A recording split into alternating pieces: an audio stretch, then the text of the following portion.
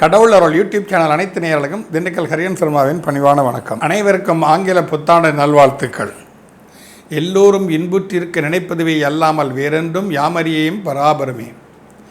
கணபதி என்றிட கலங்கிடும் வல்வினை, கணபதி என்றிட காலனும் கைதலும், கணபதி என்றிட கர்மமே ஆதலால் கணபதி என்ற கவலைகள் தீருமே. பூத்து குலுங்கும் இந்த புத்தாண்டு 1/1/2026 12 மொத்தம் 1, 2, 3 குருவின் ஆதிக்கத்தில் இந்த புத்தாண்டு பிறக்கிறது. எப்பொழுதுமே புத்தாண்டுங்கிறது கன்னி லக்னத்தில் தான் பிறக்கும். நட்சத்திரங்கள் மாறலாம். இந்த டிப்பு ரிஷபராசி, கன்னி லக்னம் ரிஷபராசி அப்படின்றது ஒன்றுக்கொண்டு திரிகோணங்கள் ஏறி இருப்பது ஒரு சாதகமான விஷயங்கள் தான். காலபுருஷ பாக்கியஸ்தானத்தில் ராஜ கிரகங்கள், புத்திக்காரகன், சுகபோகக்காரகன், இவங்க எல்லாம் சேர்ந்துருக்கும்போது ஒரு வகையில் ஒரு அற்புதமான நல்ல விஷயம் என்று நாம் இதை சொல்லலாம். ஏன்னா சூரியன், செவ்வாய், புதன், சுக்கிரன். சூரியன், செவ்வாய் என்பது அரசு ஆட்சி சம்பந்தப்பட்ட விஷயங்கள்.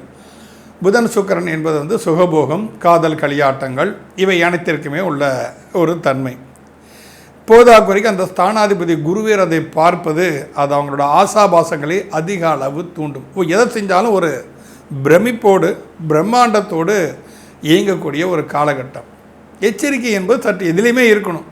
நம்ம அமிர்தத்தையே அருந்தினாலும் அதில் சற்று எச்சரிக்கையாக, அளவுக்கு மீறினால் அமிர்தம் நஞ்சுன்னு சொல்லுவாங்க. அந்த வகையில் அந்த தன்மையை நமக்கு கொஞ்சமாச்சும் நம்ம பார்க்கணும். அந்த வகையில் பார்க்கும்போது ஒரு 1/1/2026 என்பது அனைவருக்கும் ஒரு அற்புதமான ஆண்டாக விளங்கி அனைவரும் சீரும் சிறப்போடு வாழ வேண்டும் என்று உங்கள் அனைவர் சார்பாகவும் எல்லாம் வல்ல ஈசனை நான் பிரார்த்திக்கிறேன். இந்த கன்னியா லக்னத்திற்கு சுகஸ்தானத்தில்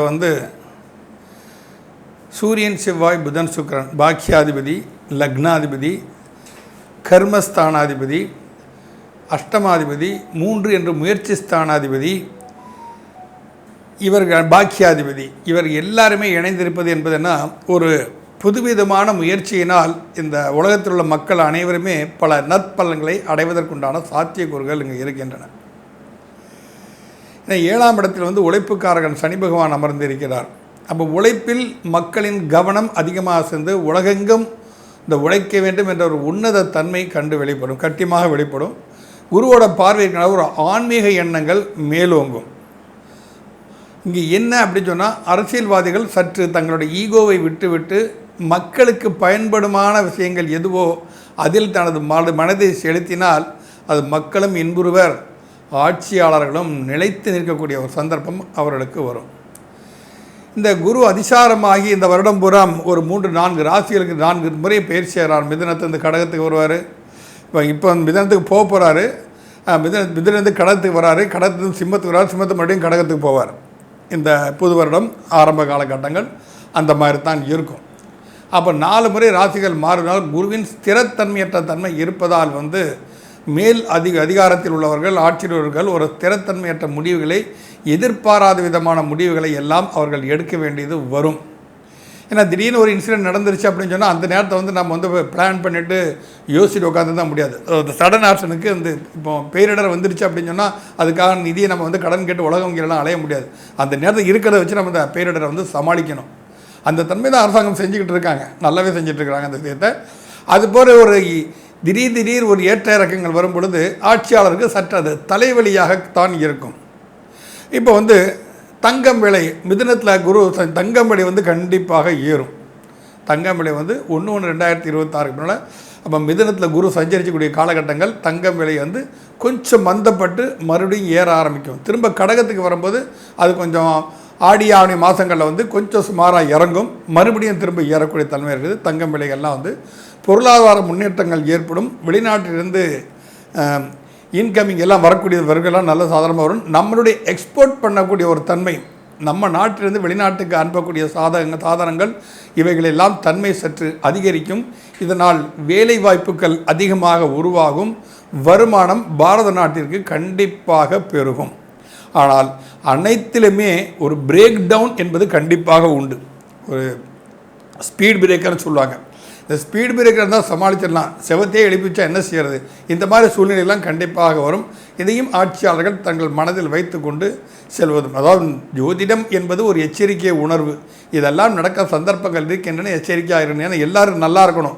நீங்கள் இருக்கிற அந்த பூமியில் தான் நாங்களும் இருக்கிறோம். அதனால் நாங்களும் நல்லா இருக்கணும், நீங்களும் நல்லா இருக்கணும், எல்லாருமே நல்லா இருக்கணும்.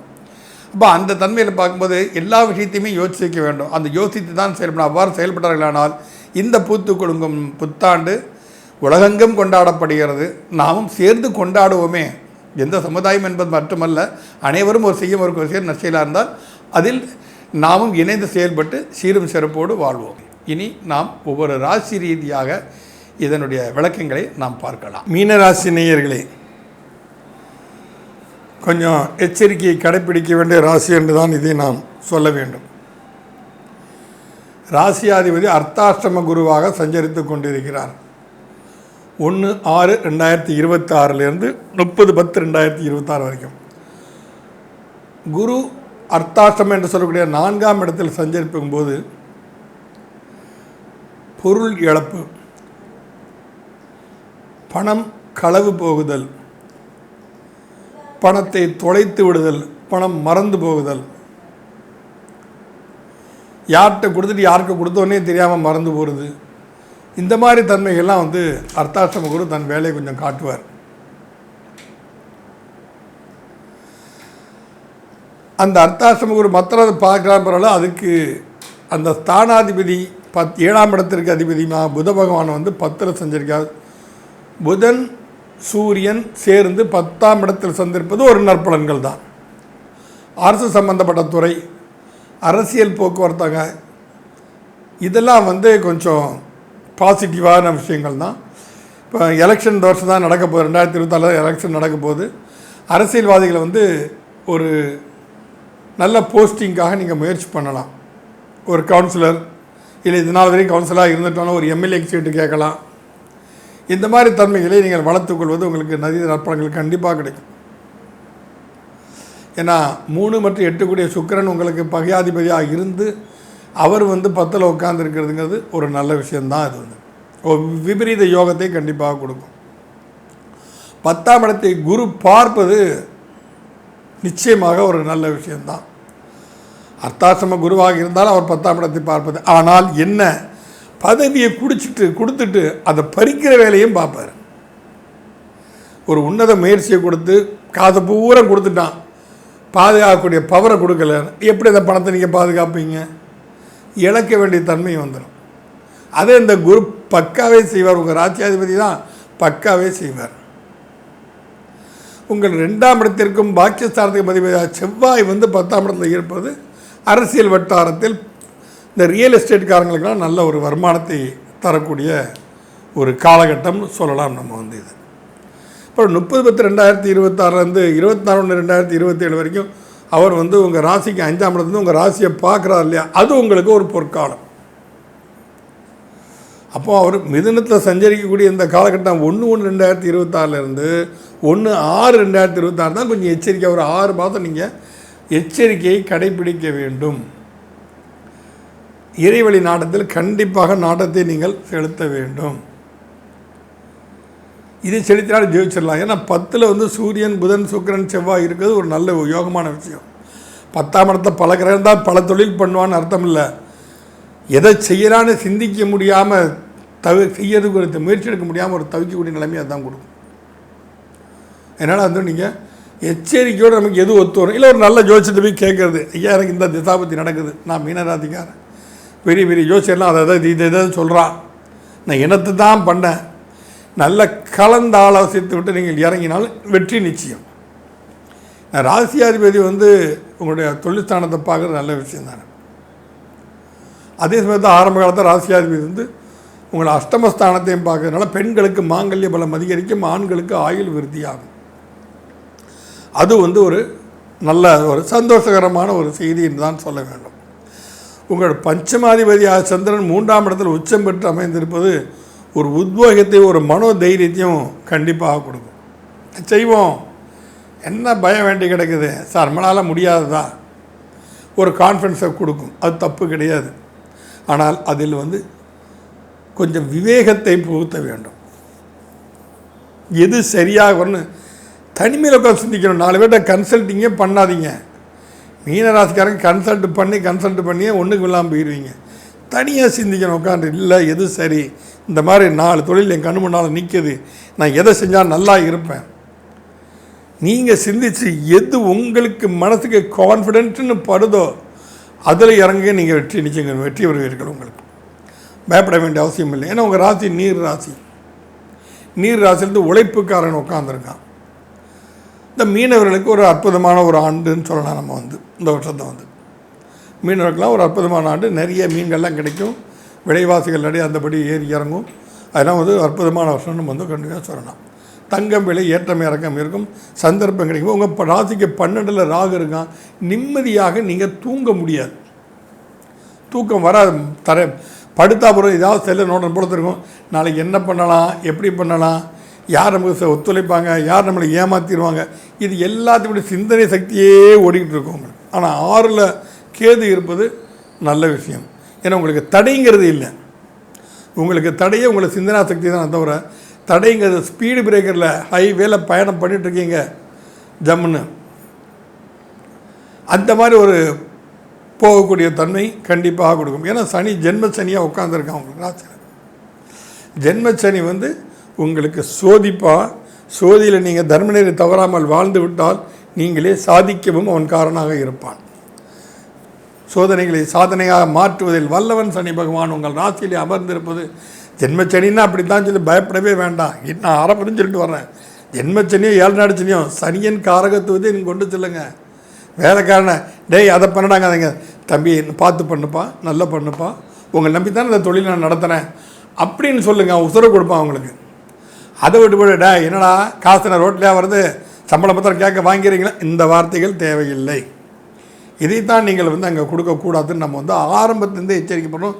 எல்லா ராசிக்காரங்களுக்கும் பண்போடு பழகுங்கள், அன்போடு பழகுங்கள், தன்னை விட எளியவர்களுக்கு உதவிகரமாக இருங்கள்.